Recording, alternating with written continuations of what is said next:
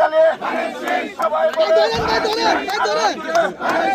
যাবে এবার পাস করিবে।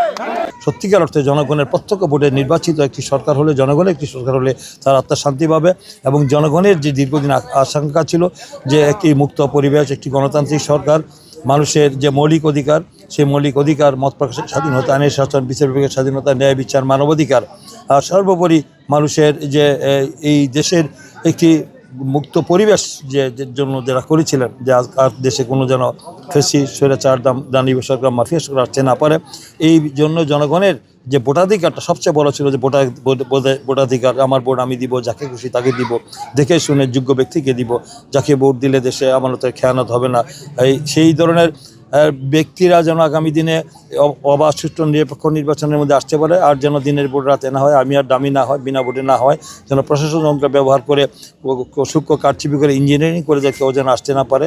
তার জন্যে তারা যে সত্যিকার অর্থে যে জীবন দিয়েছেন, আমাদের এই তাহমিদ সহ আমাদের অসংখ্য শহীদ যারা হয়েছেন তাদের আত্মার শান্তি পাবে তখনই যখন একটি সত্যিকার অর্থে গণতান্ত্রিক সরকার আসবে, একটি জনগণের সরকার হবে এবং এই দেশে মানুষের মৌলিক অধিকার আইনি শাসন প্রতিষ্ঠা হবে, তখনই আমার মনে হয় যে এই তাদের আত্মার শান্তি পাবে।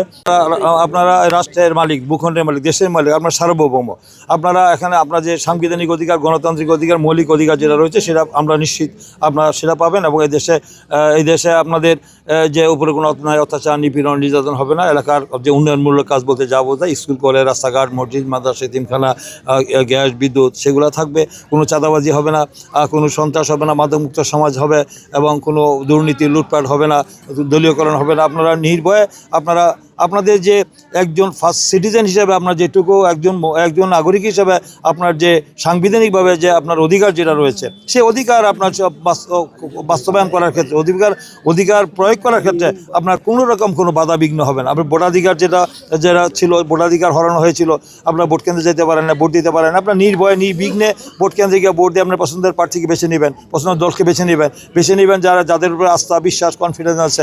আমরা 31 দফা রাষ্ট্র সংস্কার মেরামতের রূপরেখা দিয়েছি, ওই রূপরেখা আমরা সব দিয়েছি। জনগণের কল্যাণ আমরা কী করব, সেইগুলো যদি জনগণ যদি সেটাকে অ্যাকসেপ্ট করেন, জনগণ সার্বভৌম, আমরা জনগণকে সর্বোচ্চ গুরুত্ব দিচ্ছি। মহান রাব্বুল আলামিনের পরে জনগণ হলো সকল রাজনৈতিক ক্ষমতার উৎস।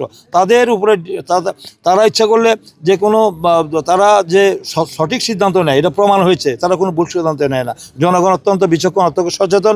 তারা দিন শেষে চিন্তা করবে আমি কি বক্তব্য দিচ্ছি, জনগণকে প্রতারণা করছি কিনা, আমার কথা আর কাজের সাথে মিল আছে কিনা, আমি কি মানুষকে বিভ্রান্ত করছি কিনা, ধোকা দিচ্ছে কিনা, প্রতারণা করছে কিনা, মানুষ ভালো করে জানে। তাই আমি মনে করি যে জনগণকে আমরা সাথে রেখে আমরা এই দেশের উন্নয়ন করতে চাই এবং তাদের কল্যাণে যা যা করা দরকার পর্যায়ক্রমে দেশের মানুষের সকল দাবি দেওয়া ইনশাল্লাহ বাস্তবায়ন হবে।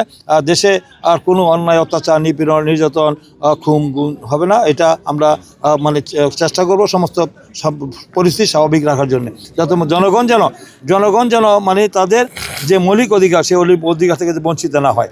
এর জন্য আমাদের রাজনৈতিক নেতা, আমাদের উপরে অর্পিত যে দায়িত্ব জনগণ দিয়েছে, সেটাকে ইমানের সাথে আমরা সেই দায়িত্বটা পালন করার চেষ্টা করব।